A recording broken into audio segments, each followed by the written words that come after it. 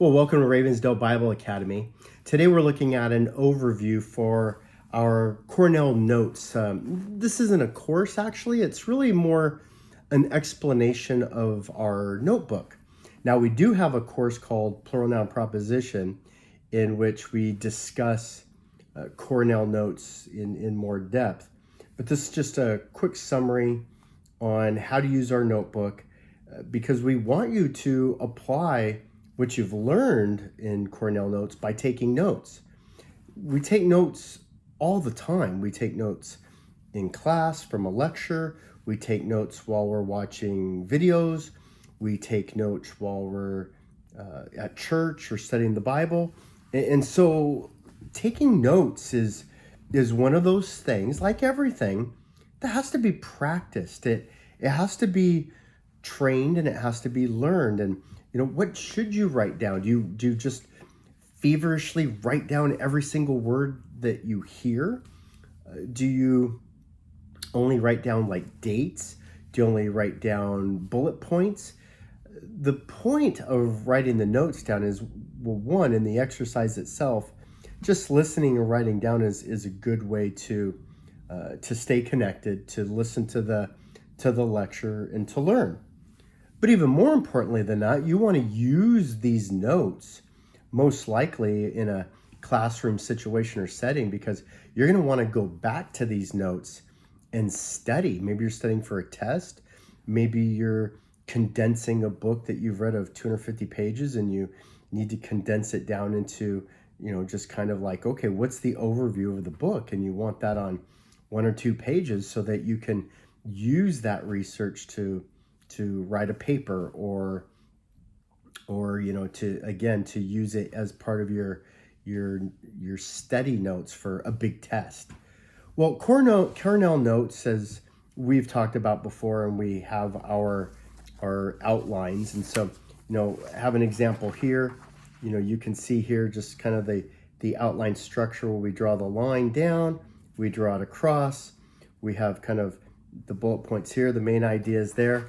And I will refer you to your sheet for a closer study of that. But we want to keep the left side open as best we can. So the right side, which is why it's bigger, it's kind of the main ideas, and you're writing down the main bullet points. You're writing down the diagrams or the charts. You're paraphrasing what's being said. It's your basic notes. You're not really creating an outline or a sketch yet.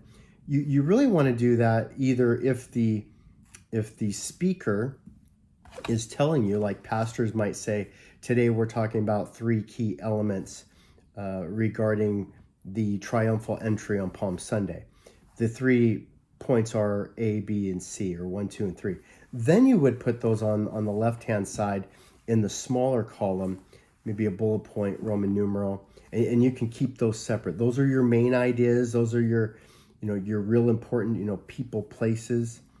Maybe they're your vocabulary words. You want to, put those on the side. It's like, I don't really understand this word or that word.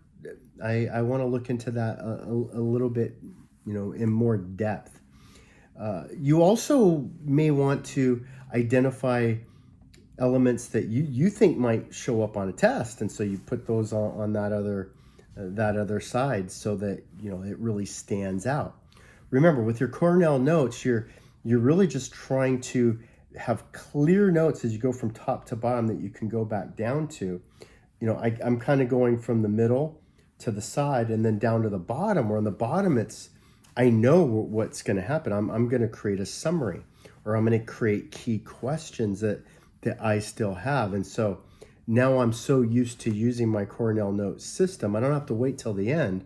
I already know right away that that's going to be a key question that I'm going to have. And maybe I'm going to have to do a little bit more research. Maybe I'm going to have to, follow up or ask a question. So the whole point in the process is to get into a flow and a habit so that whether or not you have your Cornell Notes little notebook, your chart, you could just have a blank piece of paper. You could have a spiral notebook, and you just already have kind of your your system of being able to take down notes. And then, and here's the key. If you're really using your notes, you're going to go back to the notes. And you want to create a system that allows you the space to go back to the notes, the space to, add things as you write there. So again, if you have the left-hand column and you have bullet points, I can now add cross-references. I can add other questions. I can add other information. Sometimes we think that the best way to take notes is just start at the top of the page and then fill every inch of space on that page as you go down. And it just doesn't leave you any area for highlighting, underlining, or adding. Maybe there's terms in there or definitions that you just don't know. So you need to circle that and then write it out, but you didn't leave yourself any space or room. But in any case, we highly encourage you to use the notebook, especially if you're not used to doing your Cornell notes, then use our special notebook until you get into such a habit that you really don't need it. And that would be the goal. The goal would be that you don't need the template or the outline. You just do it naturally. And by the way, you can be flexible. You can adjust and you can format your Cornell note-taking or your note-taking system any way you want, just as long as you do take notes.